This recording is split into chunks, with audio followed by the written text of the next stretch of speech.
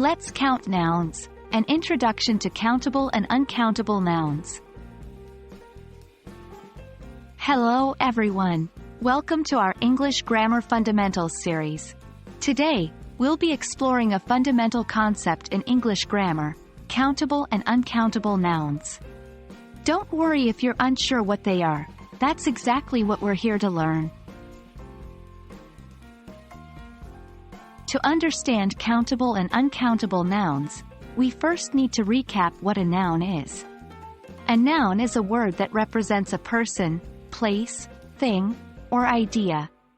It's one of the building blocks of English sentences. For example, person, John, teacher, doctor. Place, Paris, park, school. Thing, ball, table, book. Idea, love, success, freedom. Now, let's delve into our main topic.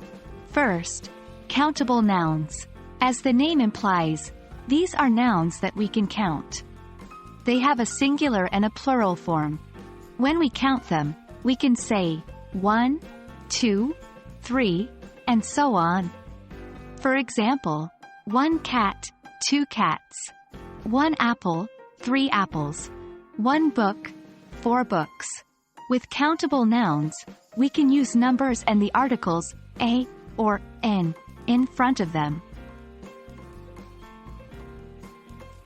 Next, we have uncountable nouns. These are things that we cannot count because they are seen as wholes or mass that can't be divided into parts. These nouns are usually things like liquids, water, milk, materials, wood, gold, collective nouns, furniture, luggage, and abstract ideas, happiness, knowledge. For example, water, furniture, happiness. Remember, we don't usually use a or n in front of uncountable nouns.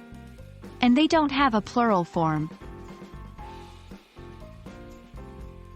To add to the complexity, some nouns can be both countable and uncountable, depending on the context.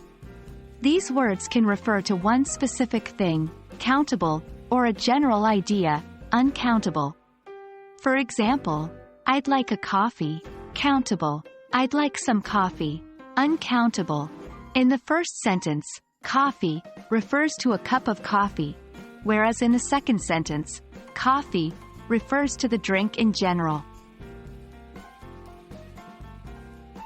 And there we have it. A quick guide to countable and uncountable nouns. Remember, countable nouns can be counted and have both singular and plural forms.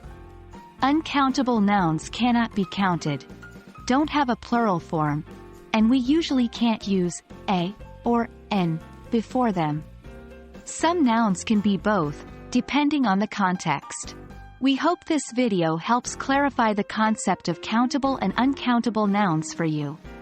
Stick with us in our Grammar Fundamentals series, and you'll be a master in no time. Happy learning!